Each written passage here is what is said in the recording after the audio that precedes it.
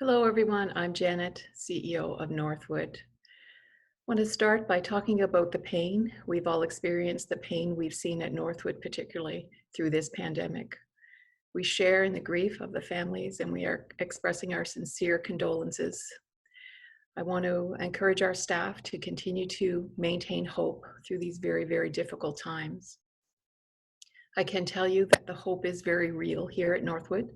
We continue to be united in our resolve to get this outbreak under control, providing care and comforts to our residents, putting every resource that we have at Northwood toward this fight. And we're receiving so much support from the rest of the healthcare system and the Northwood community in this fight against this virus. It is reassuring, it's inspiring as we see Nova Scotians come together. We know this has been so challenging for everyone, especially for our families of our residents. This week, we're sharing some news of recovery, however. And I share this not to diminish the pain that everybody is experiencing, but to give a message of hope. Without hope, none of us can continue. We're showing the single largest group of recoveries this week with more than 48 residents who have won the battle against this disease. And we do expect another 53 residents to be officially declared recovered this week. And many more are coming through their symptoms, and our medical team is monitoring them closely. It was a special week amidst all of the pain. Kathleen Murphy, who had an extra special 100th birthday, recovered from COVID-19, and she headed off to our off-site recovery unit this week.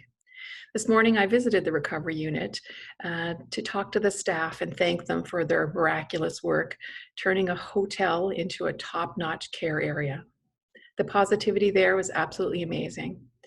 I saw a room full of flowers waiting to be distributed on Mother's Day. I hope I haven't spoiled a surprise. Thank you to the Northwood Foundation for making that special gift possible. They are being treated like royalty, and that was our goal. While I was there, I visited Brenda. She shared with me her COVID-19 journey. The only symptom she had was a headache. This virus is absolutely baffling. Brenda spoke of the amazing team at the recovery unit and the very special care she's receiving, but she also told me she's anxious to get back home to her friends, her staff that she loves. We also have news of hope. We welcomed 65 staff back into Northwood, back into the team. They've recovered and have come through their battle as well. They're now providing care to your loved ones. It's encouraging to see the joy from our residents, to see those familiar faces return. We know how important it is to stay in touch with family during this very, very difficult time. So we're pleased that we're able to now allow families to drop off cards to their loved one. We're allowing this between 8 a.m. and 8 p.m. daily. We have locations set up at the Halifax Center Desk entrance and the main entrance in Bedford. We also hope that you're taking advantage of our Get Connected program. Our amazing team is here to support you and help you remain connected with your loved ones. 2 weeks ago, we piloted a family assistance program. This is a program where family members who are specially trained volunteers are able to come into the units. I want to share with you a message we received from one of those volunteers. Despite a pretty high level of anxiety last night, I've just come off the floor from the first time feeling so relieved and relaxed. I went to bed last night after unsuccessfully Googling recommendations for what to do if you need to cry in your PPE.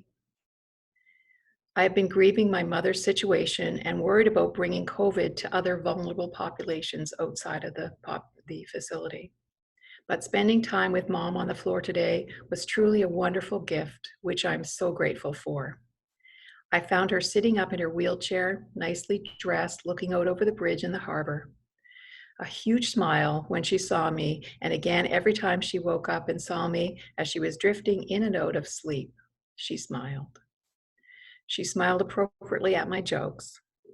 I gave her drinks, held her hand, told her jokes, and sang to her.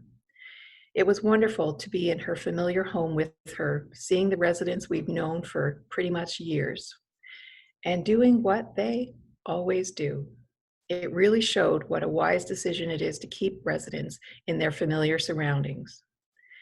Very sweet, new and old staff on the floor, and everyone as kind as can be. I will continue in this role, but I want to express my thanks for setting up this opportunity. It has been a privilege. I share that message with you again in hope and to provide reassurance to loved ones that individuals are getting attention, they are getting the care that they need, and they are continued to be loved. We appreciate your continued support and understanding in these very, very difficult times. Please take care of yourself and be safe. Thank you.